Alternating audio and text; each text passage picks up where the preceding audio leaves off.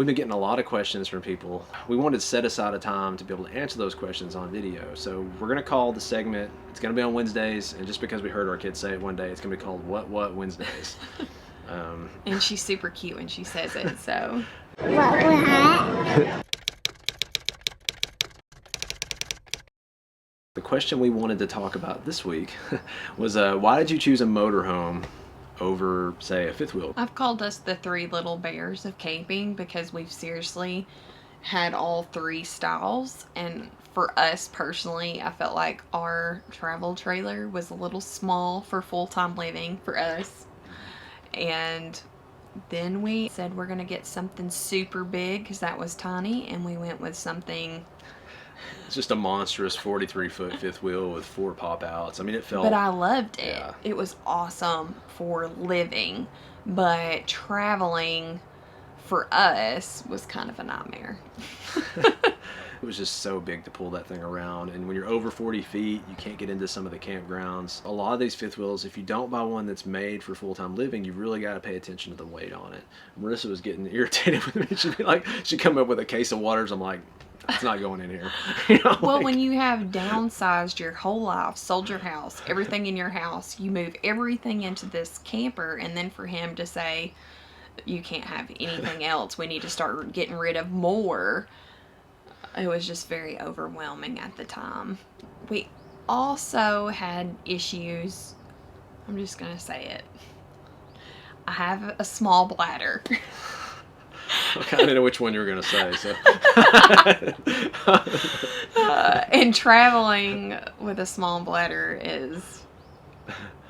Yeah, so yeah, if you could rough. picture us with our 43-foot fifth wheel and our 1-ton truck and pulling off about once every, no kidding, sometimes every 30 minutes to an hour. I mean, Not every 30, an hour it happens maybe. sometimes though. We're sitting there eating and she's chugging coffee or tea. I'm like, what are you doing? But yeah, it happened. If we got past an hour in a row on the road, it was a pretty good stretch. So after all of those elements, I guess we kind of decided that maybe it was time to start looking into a motorhome.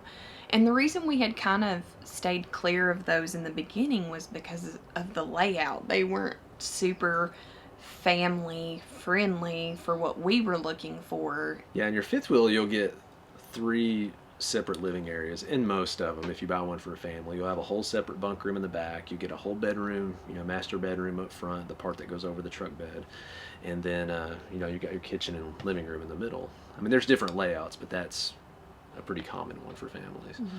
And with a motorhome, you don't get that. You got your kitchen and living area when you walk in the door, and then you got a bedroom in the back, and then it's like, good luck with your kid. So we had a hard time. And so we looked into ones with a bath and a half, and we were going to gut the half bath, which was usually in the middle of the RV, and redo the floor and just make that her bedroom in the middle where the half bath was.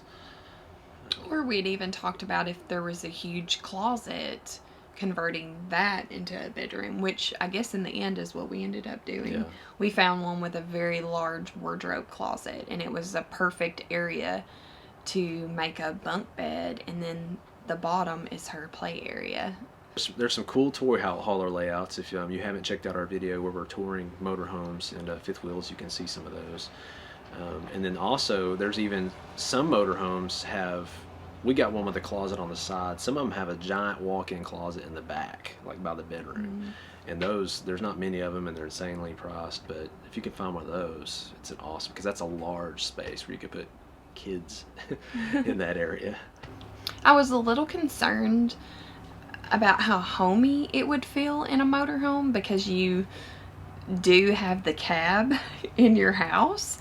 So it's like you're in a car kind of feeling. But just like with anything, I think the more time you spend in it, I don't even think about that anymore. And we've actually really enjoyed the huge glass windshield. We leave that open a lot just to get tons of sunlight and get to see out. And then we use those chairs, the captain chair and the passenger seat chair, we use those just for comfort to sit in, and we love them. So it's actually been a lot better than I had expected. And traveling's been awesome because we're able to just pull off at rest stops, and I can prepare our lunch, and it's right here, it's available. We can turn our generator on, and I can use whatever I need in our home, and we just sit and have lunch and then pull off and keep going. So traveling has been so much easier for us. A concern too was with Hensley was like, is she going to be able to sleep? Are we going to be tiptoeing around? Because we faced that with our trailer, and it hasn't been. I mean, it's in between a trailer and a fifth wheel. It's not as bad as a trailer, but it's, you know, probably not as good as a fifth wheel if they got a whole room in the back. So it's not too bad. I mean, we're making this video right now, and Hensley's napping in her bed. So I mean, you can definitely walk around and do things and talk. You just can't be as loud as maybe you could Right. in some of the fifth wheels. And the motorhome has been easier to drive than the fifth wheel. It's easier when you're sitting at the front of the vehicle and you can make sharp turns and see exactly what you're doing. And the back of the RV doesn't. That 43-foot one we had, when I made a turn, you would like, the rear end of it would just fishtail like crazy. You had to watch where you went with it. It was huge.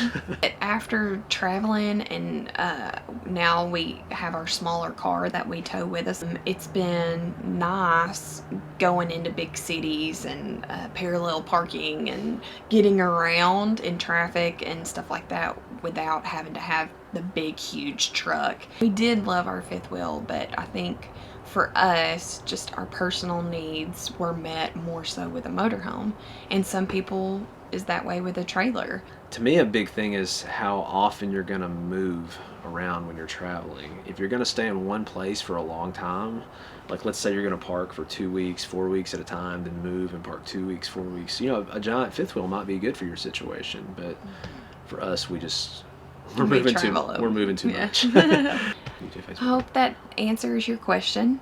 And if you have any further questions, just shoot us a comment. Let us know.